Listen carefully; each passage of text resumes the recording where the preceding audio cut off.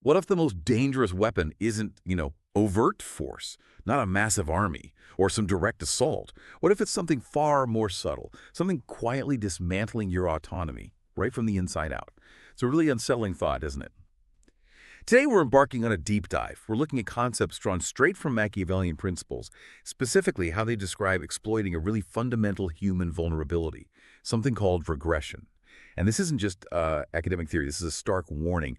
It's about the art of control through, well, insidious psychological manipulation. Understanding is absolutely crucial for protecting your own sense of self. Yeah, and what's really profound here, what the material reveals, is this core truth.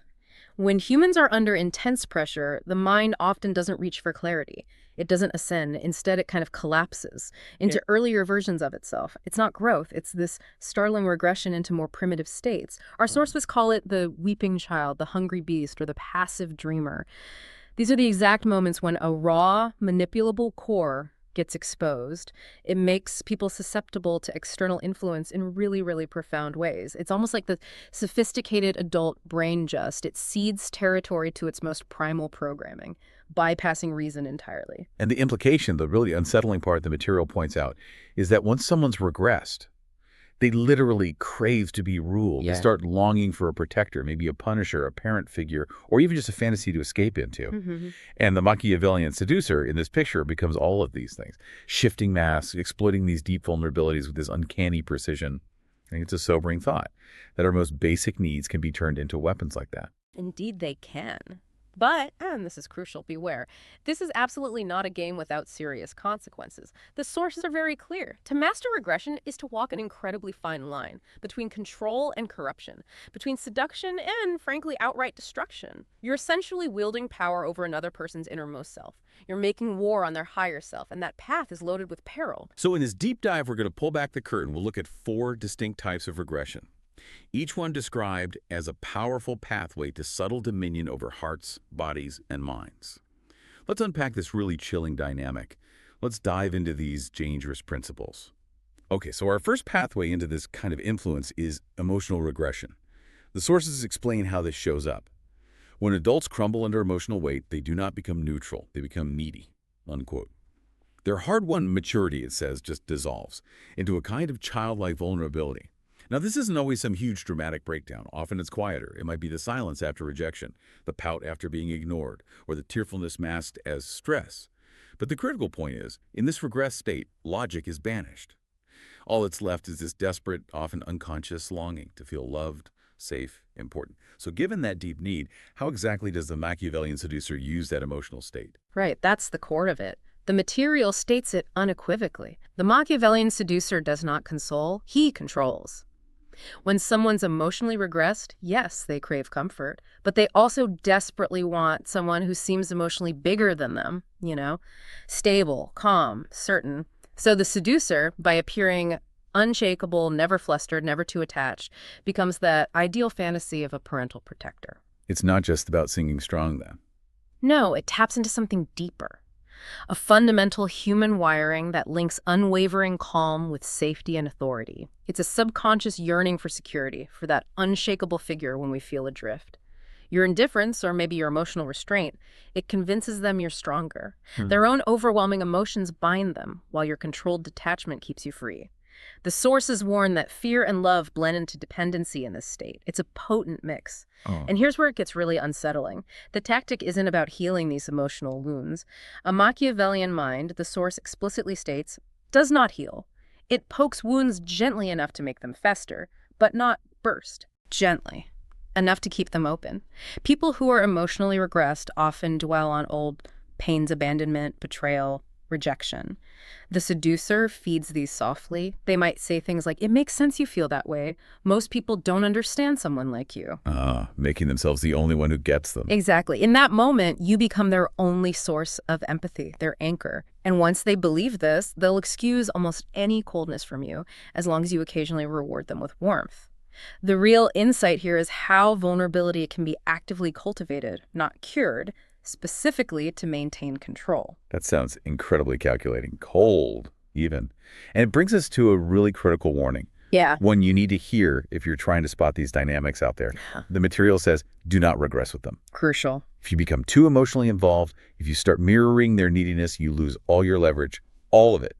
You must, the source emphasizes, remain the emotional adult in a relationship of children. The moment you find yourself explaining your own feelings or pleading to be understood or getting reactive because of their emotional state, that's the sign. You're no longer the seducer. You're now the one being seduced. That's the shift. Does the material give any hint about how hard it is for someone to even realize they're in this regress state? It feels like it would be a massive blind spot. It absolutely does, and it's a chilling aspect. The very nature of emotional regression means logical processing is impaired. It's compromised. The person is driven by need, right? Not by objective self-assessment. So recognizing it from the inside is incredibly difficult, which of course makes the seducer's job that much easier. And it underlines why maintaining your own emotional detachment is so vital if you're playing this role. Okay. Let's move on. Our second dangerous pathway is behavioral regression. This happens when stress doesn't cause an emotional collapse, necessarily, but instead causes someone to fall back into immature actions. Think about the confident professional who suddenly gets really clingy, or the strong person who starts sulking like a teenager when things don't go their way, or, the independent person who starts using baby talk when they're upset or frustrated. This isn't just an emotional feeling. It's a profound behavioral mimicry of childhood. Yeah. So what is it that these people truly want at that moment? Well, what's fascinating here is the core desire behind this behavior, as the sources see it. These people do not want to be equals. They want to be allowed to behave without consequence. Allowed to be childish, essentially. Exactly. And to exploit that, the first tactic is to reward immaturity to create dependence. When someone regresses behaviorally, the seducer must appear indulgent but remain calculating. Always calculating. You treat their childishness like it's charming, maybe quirky, definitely not threatening. You might laugh gently, stroke their ego a bit, give them permission to be small, as long as they do not question your authority. So you let them be immature, but only on your terms. Precisely. The moment they associate you with that freedom from responsibility, they'll keep coming back whenever adulthood feels overwhelming. You become their emotional womb. The material warns that critical thinking is blocked in this state. Regression effectively shuts down maturity. This is how lovers, followers, even whole crowds become loyal, not through reason, but through the specific kind of induced regression. But surely there's a limit. You can't just let them run wild. No, exactly. The sources caution against being too lenient. If you coddle too much, they might actually lose respect for you. Contempt breeds easily there. So the second tactic is to introduce consequences strategically. Okay, how does that work? It isn't about overt punishment, no yelling or obvious penalties. Instead, it's about calculated coldness, withdrawal, or silence. You deploy this whenever their behavior becomes excessive or disloyal, stepping out of line. Ah, the silent treatment, essentially. But strategically deployed, a regressed person, the material notes, responds to this like a child terrified of abandonment. That emotional whiplash between the comfort you offer and the sudden distance will make them obsessively seek your approval. Their ego shrinks every time you pull back affection. Soon, they will alter their behavior not for themselves, but for you. It's a very calculated dance. Indulgence, then subtle correction. And this brings us to another crucial, maybe even chilling warning. Do not confuse regression for innocence. This is a big one. This is highlighted as one of the gravest errors you can make. Believing that childish behavior means a pure heart is a profound mistake. Absolutely. Regression, the sources tell us very clearly, makes people manipulative, but in primitive ways, passive-aggressive, attention-seeking, sulky. They might lie like a child, cry like a child, or even seduce like a child. This is not virtue. It is unequivocally tactical helplessness. Tactical helplessness. You have to see it for what it is. You can use it if you choose to wield these tools, but you must never, ever believe it's anything other than a strategic maneuver, a way to get needs met without responsibility. Okay, this is heavy stuff. Now let's get into what the sources describe as the most primal and perhaps the most dangerous form. Instinctual regression. Right. When fear, lust, or rage hits hard, humans can regress into purely primal states. This is described very starkly as the collapse of civilization within a person. It's a powerful phrase. They stop acting from reason. They act purely from base drives, to eat, to conquer, to flee, to reproduce. In this state, the human becomes, quite literally, an animal, That's a really stark image. It is, and the material makes an equally stark declaration. And the animal is the easiest thing to seduce. Easier. Why easier? Because it bypasses the complexities of the socialized mind. It goes straight for the raw drives. This connects directly to Machiavelli's famous idea, the prince being both a lion and a fox. Yeah. You have to master your own instincts, not be mastered by them. Okay, so how do you seduce the animal? The first tactic is to arouse, then contain the beast. To control someone who's instinctually regressed, you must stir their instincts while giving them a structure to submit to. So, in the context of seduction, this means deliberately igniting sexual or maybe even violent energies, but crucially, never allowing them to fully act on those energies without you. Like holding the leash. Exactly. You flirt dangerously, you touch gently but provocatively, you incite envy, you leverage jealousy, you talk about dominance and surrender. But always, always, you must remain the gatekeeper of release. Their raw instincts have to associate you with both fulfillment and frustration. That sounds like a paradox. It is. Yeah. A powerful and dangerous one. You become both their sin and their salvation in their mind. The second tactic. This leads into it. Offer order in the chaos. The regressed animal inside a person isn't looking for safety in logic or reason. It's seeking safety in dominant energy. So, if you appear emotionally superior, sexually commanding, physically controlled, or intellectually cruel, they will perceive you as a force greater than their own wild instincts. They might even hate you for it, the sources say, but they will also fear you and desire you intensely. This mixture, fear, lust, awe, is described as the holy trinity of Machiavellian seduction. Fear, lust, and awe. Yes, it's about demonstrating this unshakable control over yourself and your environment. The instinctual self just gravitates towards that power. It feels like safety, even if it's terrifying.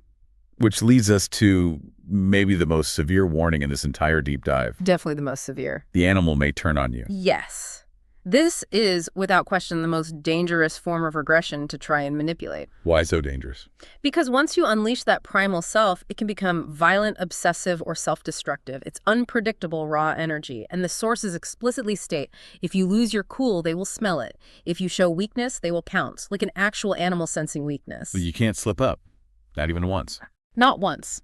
The task, as the material puts it, is not to tame the animal. It is to ride it like a beast of war, never letting go of the reins. Wow. The implications are just terrifyingly clear. This path might offer immense control, but it demands absolute, unwavering personal discipline from the person trying to wield it. Any crack, and it seems you're done for. Precisely. The stakes are incredibly high. Okay. Finally, we arrive at the fourth type, fantasy regression. This is about seducing the dreamer. The material paints this vivid picture. When life becomes unbearable, the mind retreats into fantasy. It's described as a profound dissociation from reality, where a person starts living more in these imagined worlds than in the here and now. They're building mental castles. Exactly. Crafting perfect lovers or savior figures, heroic identities, tragic romances in their heads. These aren't just fleeting daydreams. They are emotional sanctuaries. Right. Safe havens. So how does the Machiavellian approach get inside something as personal, as internal as a fantasy? Well, these sanctuaries, the sources warn, are actually ripe for Machiavellian infiltration. Ripe. How so? Because the person is already halfway there. They want to believe. The first tactic is brutally simple. Become their fantasy. You are explicitly told, do not be yourself, become the role they crave. So, method acting for manipulation. Pretty much. Do they want a stoic protector? Become stoic. Do they fantasize about a tragic poet, act wounded and soulful, a mysterious outsider, disappear sometimes without explanation, a dominant figure, speak less, use intense eye contact, project control? You become a character. Exactly. The profound insight here is that for someone deep in fantasy regression, appearances are their reality. They will actively ignore your contradictions, your flaws, as long as you never break character. Seduce their mind first, and they will, quite literally, fill in the rest. They'll project all the missing pieces onto you. It's not just deception, it's about becoming a kind of blank screen for their deepest desires. Which leads to the second tactic, I assume. It does. Let them project onto you. The advice is, do not explain yourself. Do not correct their assumptions. Every time they imagine something wonderful or fitting about you, let it stick. Let it become part of the narrative. Don't break the illusion. Never. Their fantasy, the sources are very clear on this, is not about you. It is about their unmet needs. You are simply the screen on which their psyche plays its movie. The more they project their hopes, their desires, their ideals onto you, the more deeply emotionally invested they become. They aren't falling in love with the real you. They're falling in love with their own regressed self's perfect illusion. Use this, and you gain control not just of the person, but potentially their entire mental world, their perceived reality. That's a truly powerful form of control, but it also sounds like a serious trap. For the seducer, too. It absolutely is. And the material warns about this, right? For the influencer themselves. Yes, there's a critical warning here. You may become the prisoner of their fantasy. How does that happen? If you, as the influencer, start to actually believe these projections, if you start living for their admiration, needing their fantasy version of you to feel good, you risk losing your Machiavellian edge, your detachment. Fantasy, it turns out, is incredibly seductive, even for the one supposedly pulling the strings. Because you can get lost in the role you created. Easily. The advice is stark. Remain grounded. Control the illusion, but never believe it. Your detachment is your power. Lose that, and you just become another character trapped in someone else's story. Okay, so we've covered these 4 types: emotional, behavioral, instinctual, fantasy. What does this all mean in a bigger picture? Well, the material really broadens the scope here, telling us regression is not just a psychological event, it is a political one. Political? How so? Think about it. Every crowd, every lover, every follower, when placed under sufficient fear or desire, will regress. To some extent. And once they do, the material warns they will beg to be led. They'll look for that strong figure, that fantasy, that order in the chaos. This is precisely where the Machiavellian seducer finds their opening, rises to power, transforming that vulnerability into dominion. So to quickly recap the aims we've discussed. Yeah. Using emotional regression makes them dependent. Right. Behavioral regression infantilizes them. Yes. Instinctual regression can enslave their bodies, their primal drives. Correct. And fantasy regression imprisons their minds. It's a comprehensive strategy, aiming for absolute control, not just over actions, but over the very core of a person's being, their thoughts, their feelings, their drives. And yet there's a final, profound warning. A moment of almost stark unveiling in the text. Every puppet eventually glimpses the strings. That's a powerful image, isn't it? It is. What does it imply? It implies the ultimate peril. You see, if you seduce through regression, you're not building strength in someone. You're actively feeding their weakness. They will adore you, maybe worship you, while they are broken, yes. But if they ever heal, grow, or awaken, they may turn on you with righteous fury. The awakening. Exactly. The sources make this really stark distinction. The regressed worship you. The matured will resent what you did to them. Machiavelli famously wrote, "Men ought either to be well treated or crushed. Regression allows you to crush them softly, emotionally, psychologically, maybe even erotically, but make absolutely no mistake.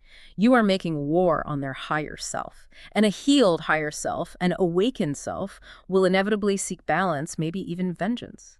So the stark concluding question the material leaves us with is this. Yes.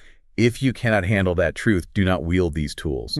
If you can, then you may become not just a seducer, but a ruler of hearts, bodies, and minds. It's a heavy responsibility. This deep dive, I think, has laid bare these principles that really show the incredibly fragile line between influence and outright destruction.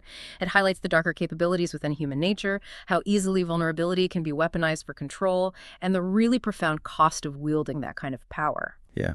Let's be absolutely clear. Our exploration today isn't about teaching manipulation. Not at all. Yeah. It's about understanding these insidious mechanisms of control that exist. They're out there so that you, the listener, can recognize them. So you can shield yourself from their influence, protect your own autonomy, and maybe the autonomy of people around you. This knowledge is meant to be a shield. It should never be a weapon. Because, as the sources chillingly conclude, once you truly master regression, you will never love the way others do again. You will only rule. Think about that for a moment. Where might you be observing these dynamics? In the world around you? Maybe in politics and relationships, even perhaps within yourself. Consider the true, often hidden cost of wielding such power, both for the one who controls and the one who is controlled. Thank you for joining us on this crucial deep dive.